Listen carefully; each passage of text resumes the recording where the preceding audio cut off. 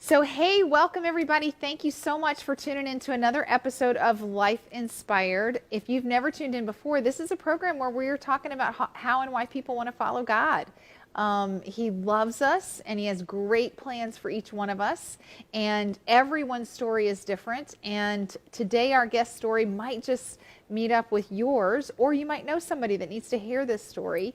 If you do and you need to share the story, you can share it through our Facebook page. You know how you just share from Facebook, or from our YouTube channel. You can share the link to the YouTube show of it. Or we also have lifeinspiredshow.com. We do ask, if you would, that you would subscribe to our YouTube channel and like our Facebook page, however you're watching, because that helps more people hear about how and why God loves them and wants them to turn towards him and see what a great, inspiring life he has for them. And so our guest today is my friend Zach Book, who we had his wife Maddie on recently. Hi, Zach. Welcome. Hi, how are you? I'm so great, so grateful that you are going to come on. And I hope that besides sharing your own personal turning point story, that maybe you'll tell us a little bit about how the launch of Maddie's new book went. We'll ask you that at the tail end, if that's okay. Absolutely. So great.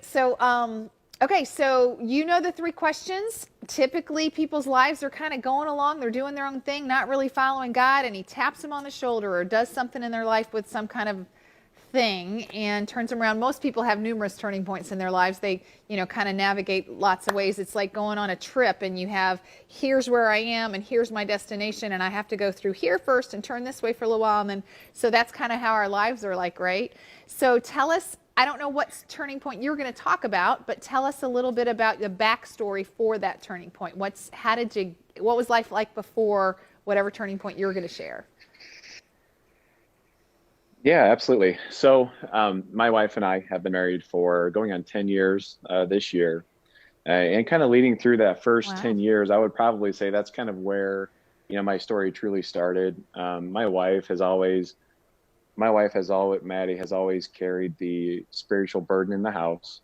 I was taught more, you know, more religion, maybe less relation. I wasn't really taught the relationship piece with God so much. And so, leading a family without that relationship with God, per se, made things really difficult. And, I would say Wow. that I was walking along as a lukewarm Christian, going to church every Sunday, kind of going through the motions, but not really diving into what the Lord had for me, and really walking in the path that He wanted, because He has all of these things He wants to bestow upon us if we ask for it.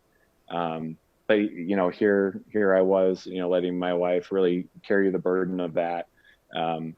And so that was the first 6, 7 years of our marriage. And I could tell that it was really starting to weigh on Maddie, because, she was, I knew that there was more I could do. I just didn't really know what, what I could do. Right. Pray, go to church, walk through those motions. But little did I know what was to come would be an entire lifestyle godly change. Okay, so what happened? What brought that turning point on that you changed your whole lifestyle? Yeah. So, I went to going on 3 years now. 3 years ago, I went to a men's retreat at church, and that was a Father's Day present for that my wife got me. She signed me up for this men's retreat, and that changed everything. Being with a group of men, godly Christian men, that you can really lean on, get to know. God really shook me up that weekend. He's like, I could hear him just saying, Zach, you know, I need you to be the leader. I need you to be the leader that I want Wow. you to be. I need you to be the husband that I know you can be. And I know you can be, I want you to be the father I know you can be, to your children, and the Wow. brother that you can be to the men around you. And that weekend changed everything. And since then, that was my trajectory change. that was when everything changed. I came home, my wife knew right away. Yeah, it was obvious, right? I mean, the lifestyle change, leading my children, helping my wife lead in the spiritual department of the household, really diving into church, diving into what God had for us and our family, really kind of led into um, a complete change for me. Okay, so what did it like? Did you hear an audible voice when you went on this retreat? What changed? What happened at the retreat that made you hear him or know that he was trying to tap into you and tell you that there was all this Yeah, potential inside? yeah. So it was all in the gut, right? It was I from the heart upward. He was telling I could just I just knew, he just revealed everything that he wanted me to be. I mean, he the first the first 6 7 years kind of flashed before me, thinking of, all the times that I could have been intentional as a father, in the spiritual way, um, seeing how I can be intentional as a husband, um, in the spiritual way, because being a husband isn't so much um, buying flowers or chocolates as it is about being intentional, um, every single minute of the day. It's an intentional act. And so, growing up, I intentionality wasn't a big word that was that was bestowed upon us, as a kid. And so I really had to learn. God really showed me what it meant to be intentional, and intentionality really was the key word that I was writing on after that retreat, and even that I'm writing on to this day. How can I be Right. intentional with my children? How can I be intentional as a husband? How can I be intentional as a brother in my walk with Christ? Wow, that's awesome.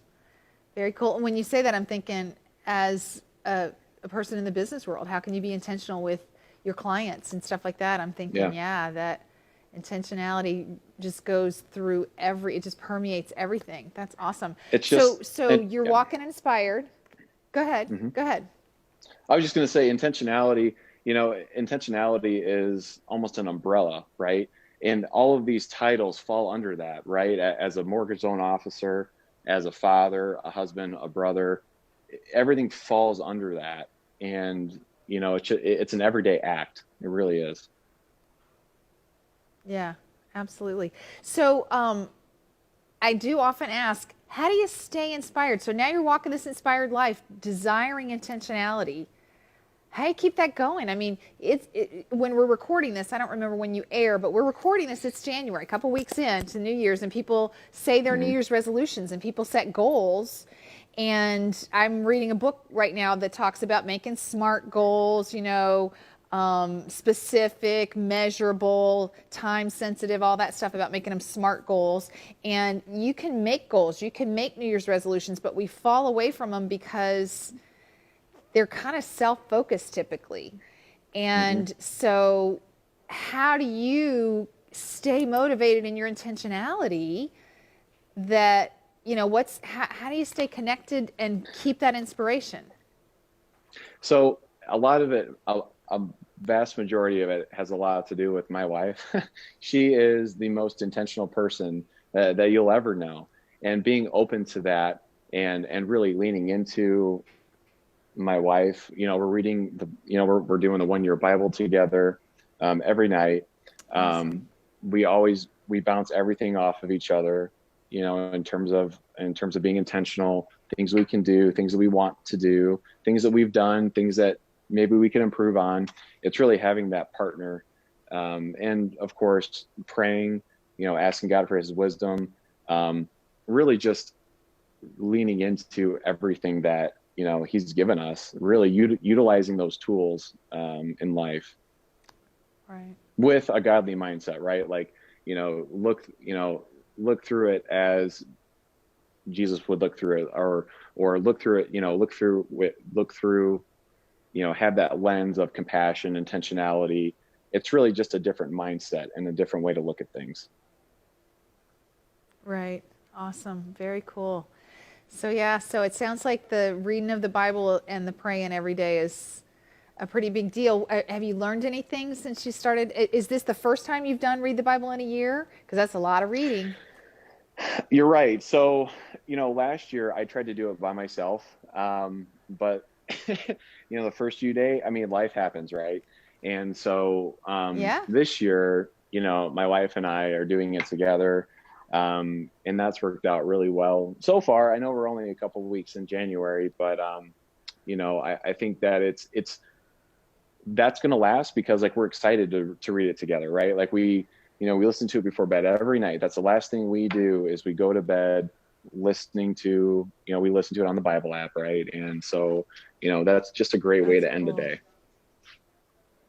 Yeah, awesome. Very cool. I love that you do it at night and that's going to set your mind for tomorrow. Like if that's the last Yeah. thing, like bookends. I hear a lot of people will get up in the morning and I'm a morning person. I like get up and read the Bible first thing. I'm like, I don't want to listen to any news or anything like that till after I've read my Bible. I don't want to start looking at what do I have to do for work today until I've spent some time with God and I journal. I'm a journaler. And so, yeah, that nighttime, don't have TV on. Listen to what's God got to say before I go to bed, and then that's going Or, to stir my thoughts all through the night. or if you've had a bad day, it all just goes away. Right, right. I bet it makes for a great night's sleep. Yeah, definitely. That's awesome. That's awesome.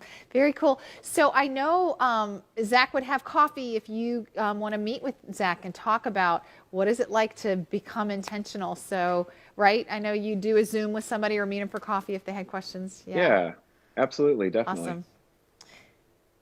And if any of you, so Maddie's book, oh, let's do briefly tell me a little bit about Maddie's book. So Maddie's book, you guys have two special needs daughters, and her Yes. book is actually like a Bible study of working Hmm. through some scriptures that helped her with parenting special needs children, correct?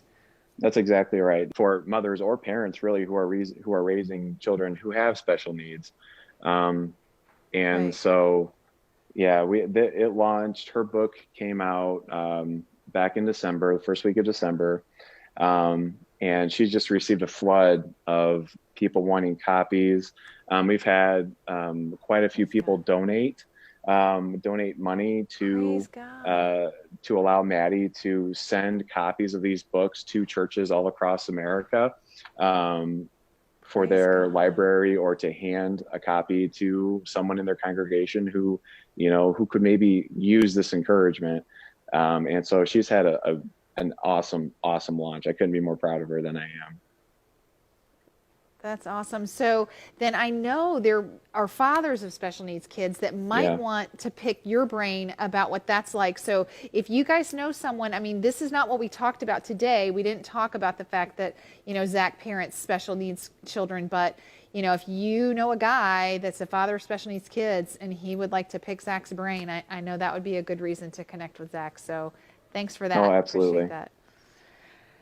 All right. Well, you guys, thank you for watching. Have a terrific week. Please do share Zach's story with anybody that you know that needs to hear it, or if you know somebody that needs to tell their story from the Red Couch, even though we're still doing COVID virtually, please do that. You can share it again from the YouTube channel, the Facebook page, or lifeinspiredshow.com. And again, please subscribe and like because that helps more people. Zach, thanks for being with us. Thank you. And you guys have a great week. Bye bye.